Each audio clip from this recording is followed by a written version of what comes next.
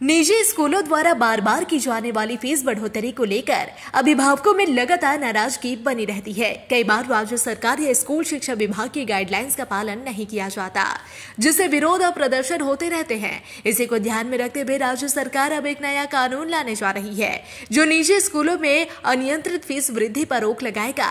इस बात की जानकारी मंगलवार को विधानसभा में शिक्षा मंत्री ब्रात्य बासु ने दी। विधानसभा में बांकुड़ा जिले के छातना से बीजेपी विधायक सत्यनारायण मुखोपाध्याय ने निजी स्कूलों में फीस वृद्धि और इससे अभिभावकों पर पड़ने वाले आर्थिक बोझ का मुद्दा उठाया। इस पर शिक्षा मंत्री ने स्वीकार किया कि सरकार को इस तरह की कई शिकायतें मिल रही है। उन्होंने बताया कि सरकार एक विशेष आयोग बनाने की दिशा में आगे बढ़ रही है, जो निजी स्कूलों की फीस वृद्धि को नियंत्रित करेगा। साथ ही सरकार विधानसभा में एक बिल लाकर सख्त कानून भी लागू करने की योजना बना रही है। राज्य सरकार ने निजी स्कूलों की फीस संरचना की निगरानी के लिए एक विशेष आयोग बनाने की घोषणा की। इस आयोग की अगुवाई एक सेवानिवृत्त न्यायाधीश करेंगे और इसमें कुल 11 सदस्य शामिल होंगे। इस आयोग में स्कूल शिक्षा आयुक्त, प्राथमिक शिक्षा परिषद, माध्यमिक शिक्षा परिषद और उच्च शिक्षा परिषद के अध्यक्ष, शिक्षा मंत्री द्वारा नामित 2 शिक्षाविद और सीबीएसई व आईसीएसई बोर्ड के प्रतिनिधि भी शामिल होंगे। यह आयोग निजी स्कूलों द्वारा फीस बढ़ोतरी की शिकायतों की जांच करेगा और उनकी समुचित समीक्षा करेगा। आयोग यह सुनिश्चित करेगा कि स्कूलों द्वारा अनावश्यक रूप से ज्यादा फीस वसूली न की जाए और छात्रों व अभिभावकों को आर्थिक बोझ से बचाया जा सके।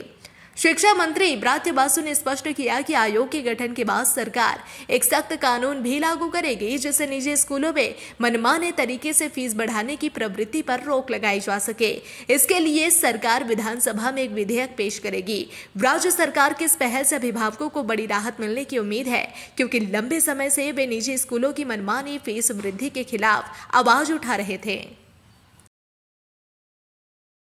দেখুন, বেসরকারি স্কুলের ক্ষেত্রে আমরা বেসরকারি স্কুলের উৎকর্ষ, বেসরকারি স্কুলের তাদের পড়াশোনার মান, বেসরকারি স্কুল থেকে সিবিএসই বা আইসিএসই বোর্ডে দারুণ দারুণ স্টুডেন্ট বেরোয়, যারা সমাজে কৃতি হয়, প্রতিষ্ঠা পায়।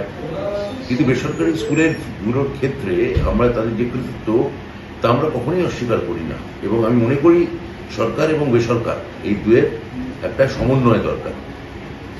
প্রাইভেট নার্সিংহোমের ক্ষেত্রে যেমন মাননীয় মুখ্যমন্ত্রী আমরা দেখতে পেয়েছি, তার অধীনে স্বাস্থ্য দপ্তর এটাকে যথেষ্ট এটা নিয়ে মাথা ঘামিয়েছে, চর্চা করেছে, এবং যে প্রাইভেট নার্সিংহোমগুলোর ক্ষেত্রে যে অস্বাভাবিক বিল করা, ভর্তির ক্ষেত্রে যথেচ্ছাচার, নানা রকম স্বজন পোষণ, ধনিক শ্রেণীকে বেশি গুরুত্ব দেওয়া, প্রান্তিক শ্রেণীকে কম গুরুত্ব দেওয়া, এইগুলো যে চর্চা ছিল, এটা মুখ্যমন্ত্রীর হস্তক্ষেপে প্রায় আমাদের প্রাইভেট নার্সিংহোমগুলি থেকে উঠে গেছে। এখন একটা সম ব্যবহার এবং সম দৃষ্টিভঙ্গি আমরা দেখতে পাই। আমরা স্কুলের ক্ষেত্রেও চাই, প্রাইভেট স্কুলের ক্ষেত্রে, যে এই বেতন বৃদ্ধি।